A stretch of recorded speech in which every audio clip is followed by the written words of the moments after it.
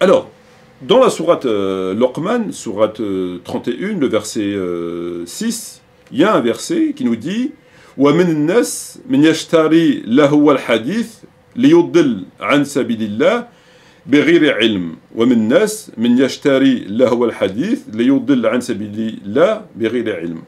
Lorsqu'on va dans la traduction, et parmi les hommes, il est qui, dénué de science, achète de plaisants discours pour égarer hors du chemin d'Allah. Et parmi les gens, il y en a qui ont des plaisants discours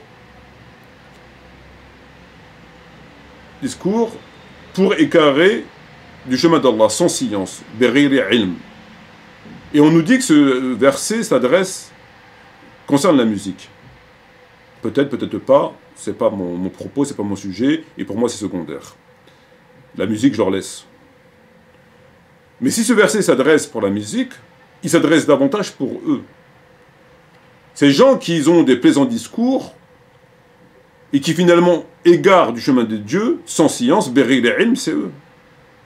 Ils ont des plaisants discours, hein, leur discours est plaisant, ils ont des belles apparences, ils ont des plaisants discours, mais leur discours, ils vous égarent du chemin d'Allah. Berri les ilm, sans science. Ils vous égarent du chemin de Dieu. Ce verset s'applique plus à eux qu'à la musique. Parce que la musique, on peut très bien écouter de la musique sans s'égarer du chemin de Dieu. On peut très bien écouter de la musique et faire son jihad, connaître les hudud, la sharia, et c'est pas contradictoire.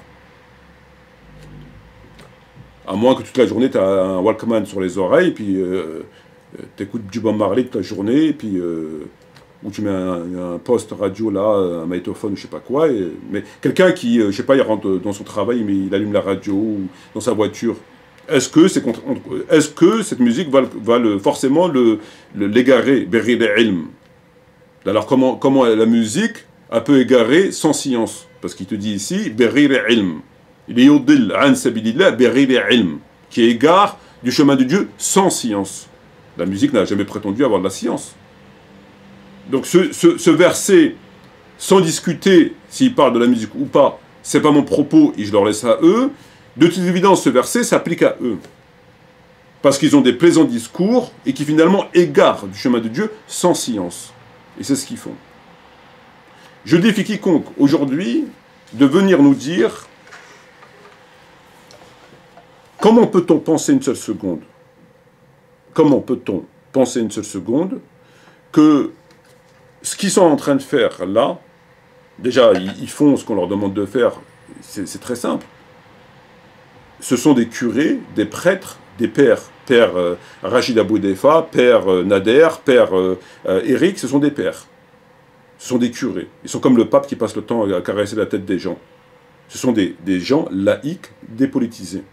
Ils sont en train de faire le même travail qu'ont fait les chrétiens à l'époque pour détruire la chrétienté et imposer la laïcité. Sortir la religion de l'État. Faire une distinction entre l'État et la religion. L'islam est politique ou il n'est pas. Si Allah ne fait pas de politique, qui va faire de la politique? Qui gère la cité, si ce n'est Allah, à travers ses lois? Et on voit le résultat de la laïcité. On en a déjà parlé. Donc, ces gens-là que vous voyez ici, il faut bien comprendre une chose. Si vous ne leur barrez pas la route, maintenant, ils vont finir par imposer aux gens l'idée que l'islam est laïque. Si bien qu'aujourd'hui, quand vous parlez aux gens de choses qui sont clairement dans le Coran, les hudud, sharia, jihad, l'expansion de l'islam, la peine pénale, le ceci, le cela, ils ne savent pas, ils ne comprennent pas, tu parles quoi? J'ai pas compris. Je n'ai pas compris ce que tu racontes. Quoi? Ils ne comprennent pas.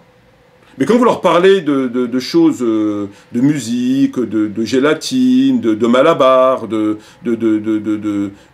ça leur parle. De la chamelle du prophète, le voyage nocturne, le mariage, le hijab, ça leur parle immédiatement.